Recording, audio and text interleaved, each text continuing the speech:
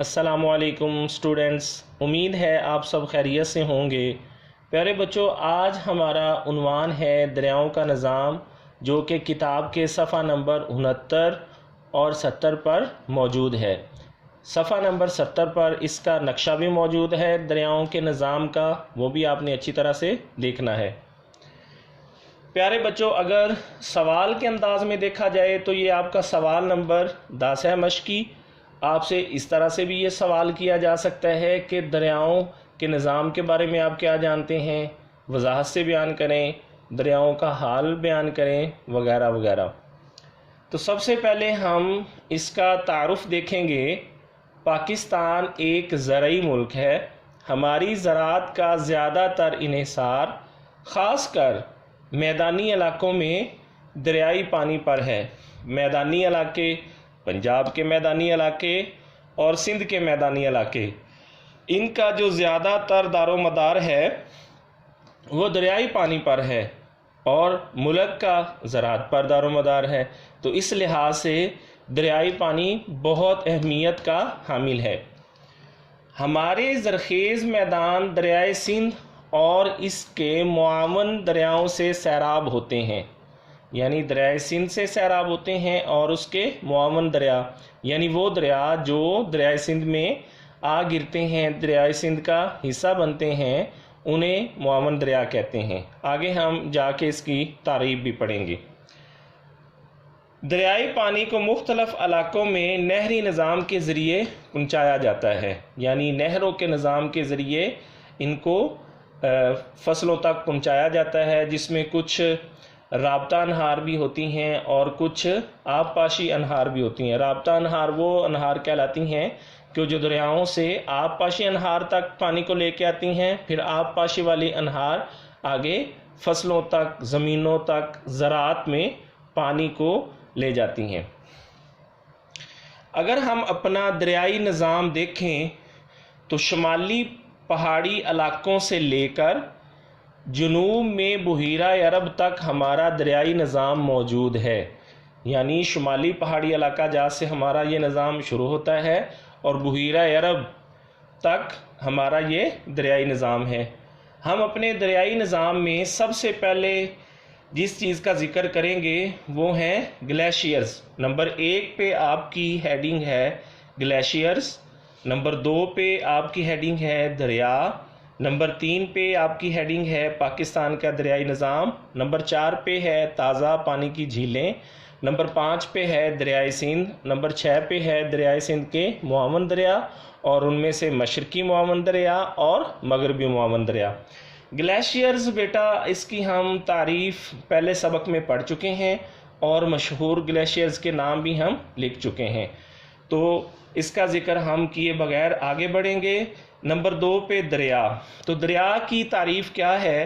جغرافیائی اصطلاح میں ایک وادی کے اندر بہنے والے پانی کا ایک دھارا، یعنی کہ بہت زیادہ پانی دریا کہلاتا ہے، اور دریا مخصوص سطح سے گزرتا ہے، اسے دریائی گزرگاہ کہتے ہیں، یعنی جس سطح سے دریا گزرتا ہے اسے دریائی گزرگاہ کہتے ہیں۔ اب پاکستان کا دریائی نظام۔ نمبر 1، گلیشیئرز دریاؤں کے پانی کا ذریعہ بنتا ہے۔ جو گلیشیئرز ہیں وہ ہمارے دریاؤں کے پانی کا ذریعہ بنتے ہیں۔ سردیوں میں برف جمتی ہے اور بڑے بڑے پہاڑوں کی شکل میں برفانی تودے یعنی گلیشیئرز بنتے ہیں، اور پھر بعد میں وہ دریاؤں کے ذریعے ہمارے لیے استعمال کا سبب بنتے ہیں، برف پگھل کر دریاؤں کا سبب بنتے ہیں، یعنی جو گلیشیئرز ہیں ان کی برف پگھل کر دریاؤں کا سبب بنتے ہیں، چشموں اور نالوں کی صورت میں بہتے ہیں، پھر بڑے دریا کا حصہ بن جاتے ہیں۔ یعنی گلیشیئرز بہت اہمیت کے حامل ہیں۔ جب برف پگھلتی ہے تو وہ چھوٹے چھوٹے ندی نالوں میں چشموں کی صورت میں بہتے ہیں اور پھر بڑے دریا کی شکل اختیار کر لیتے ہیں۔ نمبر 4 پہ ہم دیکھیں گے تازہ پانی کی جھیلیں۔ جب موسم گرما آتا ہے تو برف پگھلنا شروع ہو جاتی ہے، اور جب وہ برف پگھلتی ہے تو پہاڑی علاقوں میں تازہ جھیلیں بن جاتی ہیں، جو کہ مقامی لوگوں کے لیے بہت مفید ہیں۔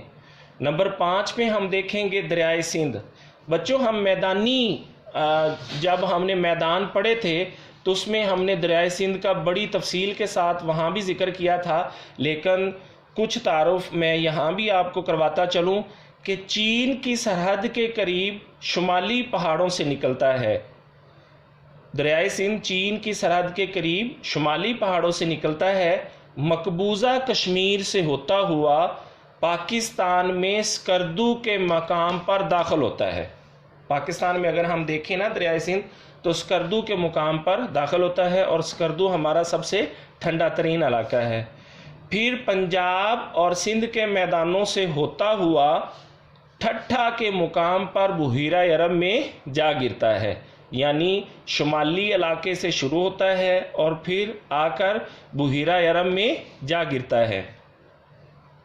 اگر ہم بچوں جب ہم ذکر کرتے ہیں پانی کو محفوظ کرنے کا کہ ہم اپنے ڈیم بنا لیں، تو جس طرح سے دریائے سندھ ہمارا وہاں سے بہتا ہے اور میدانی علاقوں کو سیراب کرتے ہوئے بحیرہ عرب میں جا گرتا ہے، تو اگر ہم اپنے ڈیم وغیرہ بنا لیتے ہیں تو اپنے پانی کو محفوظ کر سکتے ہیں، جو کہ بحیرہ عرب میں یا بڑے سمندر میں نہیں جائے گا۔ زیادہ تر پانی اگر وہ وہاں چلا جاتا ہے تو وہ پھر پانی وہاں سے لانا بہت مشکل ہو جاتا ہے، جس سے پھر ہمیں پانی کی کمی ہوتی ہے۔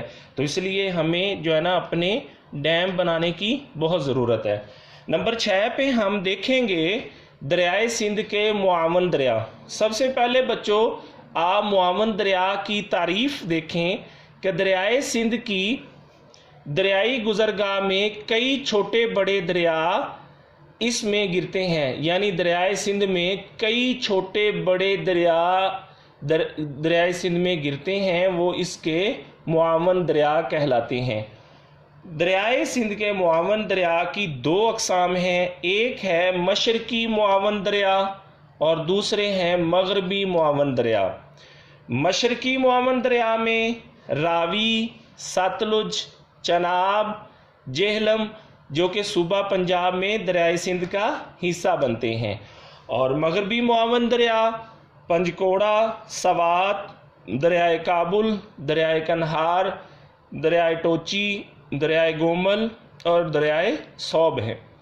تو یہ تھا بچوں آج آپ کا دریاؤں کا نظام، جو کہ آپ کا مشقی سوال نمبر 10 ہے۔